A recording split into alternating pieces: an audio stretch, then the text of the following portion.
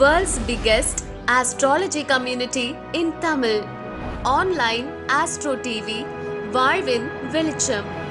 Online astro டிவியை கண்டு மகிழுங்கள்.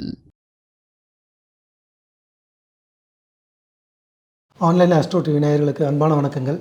இன்று நம்மளுடைய அரங்கத்துக்கு வருகை தந்திருக்கும் சஷ்டி குழுமத்தின் நிறுவனர் மற்றும் தலைவர் திரு வல்லரசு தினேஷ் ராஜா ஐயா அவர்களே அன்புடன் வரவேற்கிறோம். வணக்கங்க ஐயா. வணக்கம் சார். வணக்கம் ஐயா. வாரம் மாதத்தில் ஒரு 8 வகுப்புகள் பார்த்திங்கன்னா விறுவிறுப்பான வித்தியாசமான தலைப்பில் நிறையா வகுப்புகள் எடுத்துகிட்ருக்காரு.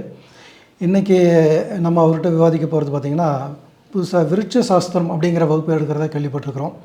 ஸோ விருட்சங்கள் அப்படிங்கிறது தான் இயற்கையோடு ஒன்றிணைந்தது. நம்ம எல்லோரும் வீட்டுக்கு ஒரு மரம் வளர்ப்போம் அப்படின்னு சொல்லிட்டு இயற்கையை முதல்ல சமநிலைப்படுத்துறதுக்காக பார்த்திங்கன்னா விருட்சங்களை பற்றி தான் நம்ம அதிகமாக பரிகாரங்களாக நம்ம எடுப்போம். ஸோ நம்மளுடைய ஜோதிட ரீதியாக ஜாதக ரீதியாக இதெல்லாம் எப்படி தெரிஞ்சுக்கலாம் அப்படிங்கிறத பற்றி நம்ம ஐயாவோட விளக்கமாக கேட்டு தெரிஞ்சுக்கலாம்.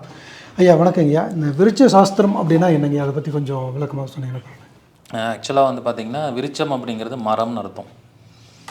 பொதுவாக இப்போ நம்ம ஊரில் பார்த்திங்கன்னா ஒரு நல்ல சுபகாரியம் பண்ணும்போது என்ன பண்ணுவாங்கன்னா மரத்துக்கு பூஜை பண்ணி நீங்கள் பார்த்துருப்பீங்க. கண்டிப்பாக. கோயிலில் இருக்கட்டும், ஒரு திருமணத்துலையாக இருக்கட்டும், இந்த மாதிரிலாம் செய்வாங்க. எதனால் இந்த மரத்துக்கு பூஜை பண்ணுறாங்க அப்படிங்க பார்க்கும்போது எல்லா விஷயத்தையுமே கிரக காரகத்துவங்களாக பார்க்கணும். மரம் அப்படிங்கிறது குருவோட இயக்கம். அதேமாதிரி மரக்கன்று அப்படிங்கிறது புதனோட இயக்கம். இந்த 2 கிரகங்களுமே அறிவையும் புத்திசாலித்தனத்தையும் குறிக்கக்கூடிய கிரகங்கள், இறை அனுகிரகத்தை கொடுக்கக்கூடிய கிரகங்கள்னு சொல்லலாம். அப்போ பொதுவாகவே இந்த விருட்ச சாஸ்திரத்தை பயன்படுத்தி நம்ம என்ன பண்ண முடியும்னா இறை அனுகிரகத்தை அந்த இடத்துக்கு நம்ம வர வைக்க முடியும். அதனால் இந்த சாஸ்திரம் ரொம்ப நாளாக ஃபாலோ பண்ணிகிட்டு இருக்கிற ஒரு அமைப்பு தான். இதை நம்ம ஜாதக ரீதியாக பயன்படுத்திக்க முடியும். இப்போ நம்ம 9 கிரகங்கள் இருக்குது. ஒவ்வொரு கிரகங்களுக்குமே ஒரு மரத்தை நம்ம சொல்லலாம். அந்த கிரக காரகத்துவ உள்ள மரம்னு சொல்லலாம். 27 நட்சத்திரங்கள் இருக்குது. அந்த 27 நட்சத்திரங்களுக்கும் மரங்கள் இருக்குது. அப்போ 27 நட்சத்திரங்கள் மூலியமாகவும் இயக்கலாம். 108 நட்சத்திர பாதங்கள் இருக்குது. அந்த 108 நட்சத்திர பாதங்களுக்கு உண்டான மரங்களையும் நம்ம இயக்க முடியும். இப்படி நிறைய விஷயங்கள் இந்த விருட்ச சாஸ்திரத்துக்குள்ளே இருக்குது. அப்போ இதை நம்ம எப்படி பயன்படுத்திக்கணும்னா ஒவ்வொரு மனிதனோட வாழ்க்கைக்கும் இந்த விருட்சம் எந்த நேரத்தில் எப்படி பயன்படுது அப்படிங்கிறத நம்ம பார்க்கணும். ஓகேங்கய்யா. இப்போது விருட்சங்கள் பார்த்திங்கன்னா ஒவ்வொரு நட்சத்திரத்துக்கும் வேறுபடும், பாதம் வேறுபடும் அப்படின்னு சொல்லியிருக்கீங்க. இப்போ ஜாதக ரீதியாக பார்த்திங்கன்னா நம்மளுடைய கிரகம் எந்த நட்சத்திர பாதத்தில் நிற்கிது அப்படிங்கிறத துல்லியமாக தெரிஞ்சு அதன் மூலிமா இயக்கலாம் அப்படின்னு புரிஞ்சிக்க முடியுதுங்கய்யா. இந்த விருட்சங்களை இயக்கிறது மூலமாக விருட்சங்கள் மூலிமா ஒரு ஜாதக ரீதியாக இயக்கும் பொழுது எந்த மாதிரியான நன்மைகளை அவங்க உடனடியாக அவங்க வாழ்க்கையில் ஒரு மாற்றத்தை நம்ம பார்க்க முடியுங்க? நிச்சயமாக பார்க்க முடியும். ஒரு பேசிக்காக பார்த்திங்கன்னா விருட்சம் அப்படிங்கிற ஒரு விஷயம் என்ன பண்ணணும்னா அந்த நபருக்கு மட்டும் பயன்பட போகிறது கிடையாது, மற்றவர்களுக்கும் பயன்படும்.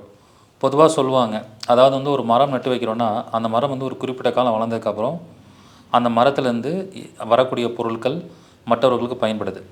அந்த மரத்துலேருந்து வரக்கூடிய நிழல் மற்றவருடைய வெயில் தாக்கத்தை தணிக்குது. இப்படி ஒரு விருட்சத்தால் பல்வேறு விதமான பயன்பாடுகள் இருக்குது அப்படிங்கிறத நம்மளால் உணர முடியும். அதே ஜாதக ரீதியாக நீங்கள் பார்க்கும்போது ஒவ்வொரு கிரக காரகத்துவத்துக்கும் ஒரு மரம் இருக்குது. ஃபார் எக்ஸாம்பிள் புளிய மரம்னு சொல்கிறோம். புளிய மரம் நிலையில் எல்லாரும் போய் உட்காடுறோம். புளிய மரத்துலேருந்து பார்த்திங்கன்னா புளியங்காய் வருது. ஸோ இந்த மாதிரி ஒரு பயன்பாடுகள் இருக்குது. இந்த புளிய மரம் எந்த கிரகத்தோட ஆதிக்கம்னா சுக்கிரனுடைய ஆதிக்கம். சரி. அப்போ ஒரு ஜாதகத்தில் ஒருத்தங்களுக்கு சுக்கிர திசை சுக்கிர புத்தி நடக்குது. அந்த சுக்கிரன் கொஞ்சம் பாதிக்கப்பட்டிருக்கு அப்படின்னா அவருக்கு அந்த சுக்கிரனுடைய நெகட்டிவான தன்மை பாதிக்காமல் இருக்கிறதுக்கு புளியங்கன்று வாங்கி 4 இடத்துல நட்டு வைங்க, புளியங்கன்று வாங்கி யாருக்காவது தானம் பண்ணுங்க அப்படின்னு சொல்லும்போது அந்த விருட்சத்தின் மூலயமா இந்த விஷயத்தை செய்யும்போது அவருக்கு அந்த கிரகத்தோட தாக்கம் குறையும் அப்படிங்கிறது இயற்கை. ஏன் இந்த விருட்சத்தால் அந்த தாக்கம் குறையுதுன்னா ஏற்கனவே சொல்லிட்டோம், எல்லா விருட்சங்களும் காமனாக மரங்கள் குருன்னு சொல்லிட்டோம். குரு தான் பரிகாரத்துக்கான காரகன். குரு பார்வை கோடி நன்மைன்னு சொல்கிற மாதிரி அந்த குருவோட தன்மை அதில் இயங்குறனால நம்ம செய்யக்கூடிய பரிகாரம் உடனே வேலை செய்யும். இந்த மாதிரி நம்ம அதை அப்ளை பண்ணிக்கலாம். ஒரு அருமையான விளக்கங்கய்யா. குருவோடைய ஆசீர்வாதத்தினால இவ்வளோ விஷயங்களும் எளிமையாக நடக்குது அப்படின்னு சொல்லியிருக்கீங்க. ஸோ அப்போ இந்த விருட்சங்களை நாங்கள் எந்த மாதிரி வாங்கி எந்த மாதிரியான இடங்களில் போய் நாங்கள் தானம் கொடுக்கலாம், எந்த மாதிரி நிகழ்வுகளை நாங்கள் இதை யூஸ் பண்ணிக்க முடியும், இதை பற்றி கொஞ்சம் விளக்கமாக சொன்னீங்கன்னா பரவாயில்லைங்க. பொதுவாக பார்த்திங்கன்னா அந்த விருட்சம் அப்படிங்கிற ஒரு கான்செப்ட் சயின்டிஃபிக்காக பார்க்கும்போது ஒரு விருட்சத்தை நட்டு வச்சு அதுக்கு என்ன பண்ணுறோம், டெய்லியும் பராமரிப்பு பண்ணி தண்ணி ஊற்றும் போது அது வளர்ச்சி அடைஞ்சு கொண்டே போகுது. அப்போ வளரும் தன்மை உள்ளது தான் விருட்சம். அப்போ அந்த மாதிரி ஒரு வாழ்க்கையில் எதெல்லாம் வளர்ந்து ரொம்ப நாளைக்கு நீடித்து இருக்கணும் அப்படின்னு நினைப்போம். ஒரு திருமணம் நடக்குது. அந்த தம்பதிகள் ரொம்ப நாளைக்கு நீண்ட ஆயுளோட நல்ல வளர்ச்சி பெற்று வாழணும்னு நினைப்போம். அதே மாதிரி ஒரு வளகாப்பு நடக்குது, அவங்க அந்த கர்ப்பிணி பெண்ணுக்கு குழந்தை பிறகுது, அந்த குழந்தை நீண்ட ஆயுளுடன் வளர்ந்து நல்லா இருக்கணும்னு நினைப்போம். அந்த மாதிரி எதெல்லாம் ஒரு வளர்ச்சி அடையக்கூடிய தன்மையில் இயங்கக்கூடிய ஒரு சுப காரியங்கள் இருக்கோ அந்த காரியங்களில் இந்த விருட்சத்தை வரவர்களுக்கு கொடுக்குறதும் விருட்சத்தை தானம் பண்ணுறதும் ஒரு சிறப்பான ரிசல்ட்டை வந்து அவங்களுக்கு கொடுக்கும். ரொம்ப சிறப்பான வழக்கம். ஏன்னா ஒவ்வொரு நிகழ்ச்சியிலையும் நாங்கள் பார்த்திங்கன்னா ஒரு திருமண விழா, காதணி விழா இதிலெல்லாம் பார்த்திங்கன்னா எவ்வளோ செலவுகள் பண்ணி பண்ணுறோம். நிறைய பேருக்கு விருந்து உணவு உபசரிக்கிறோம்.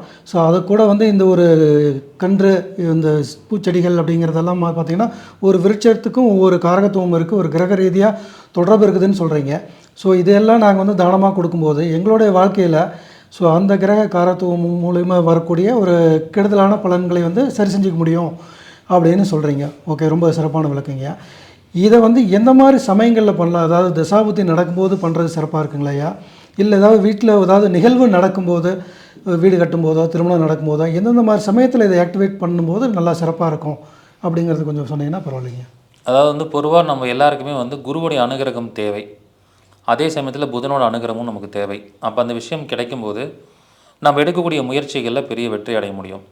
இந்த விருட்சம் சொல்லக்கூடிய மரக்கன்றுகளை நம்ம தானம் கொடுப்பதால் நம்முடைய காலபுருஷ தத்துவப்படி பார்த்திங்கன்னா 3ஆம் பாவம் இயங்கும், மிதுனம் அப்படிங்கிறது இயங்கும். அதே மாதிரி நம்ம லக்னத்துக்கு 3ஆம் பாவம் இயங்கும். எந்த ஒரு காரியமாக இருந்தாலும் 3ஆம் பாவங்கிறது முயற்சி ஸ்தானம்னு அர்த்தம். ஒரு திருமணத்துக்காக ஒருத்தங்க பொண்ணு பார்க்குறாங்கன்னா முயற்சி எடுக்கணும், வேலைக்காக தேடுறாங்கன்னா வேலைக்கு முயற்சி எடுக்கணும், தொழிலில் ஜெயிக்கணும்னா 3ஆம் பாவம் இயங்கினா தான் முயற்சி எடுத்தால் தான் தொழிலில் ஜெயிக்க முடியும். பணம் சம்பாதிக்கணுன்னாலும் அதுக்கான முயற்சி எடுக்கணும். அப்போ இந்த முயற்சி ஸ்தானம் அப்படிங்கிறது புதனாக வரனால மரக்கன்றுகளை யாரெல்லாம் தானம் பண்ணுறாங்களோ அவங்களுக்கு அவங்க எடுக்கிற முயற்சியில் நிச்சயமாக வெற்றி அடைய முடியும். இதை என்ன மாதிரியான ஆங்கிளில் அப்ளை பண்ணலாம் அப்படின்னா, ஒவ்வொரு மனிதனுக்கும் ஒவ்வொரு பாவம் சார்ந்த பிரச்சனைகள் இருக்கும். இப்போ குழந்தை இல்லை அப்படின்னா 5ஆம் பாவம்னு சொல்கிறோம், திருமணம் ஆகலைன்னா 7ஆம் பாவத்தை பார்க்கணுன்னு சொல்கிறோம், ஆயுள் சம்மந்தமான பாதிப்பு இருந்தால் 8ஆம் பாவம்னு சொல்கிறோம். அதே மாதிரி ஒருத்தங்களுக்கு வெளிநாடு போக முடியாமல் விசா கிடைக்க முடியாமல் ப்ராப்ளத்தில் இருக்காங்கன்னா 12ஆம் பாவம்னு சொல்கிறோம். புகழ் வேணும்னா லக்ன பாவம்னு சொல்கிறோம். அதே மாதிரி வருமானம் நல்லா வரணும்னா 2ஆம் பாவம்னு சொல்கிறோம். இப்படி ஒவ்வொரு பிரச்சனைகளுக்கும் ஒவ்வொரு பாவத்தை நம்ம ஆராய்ச்சி பண்ணணும்.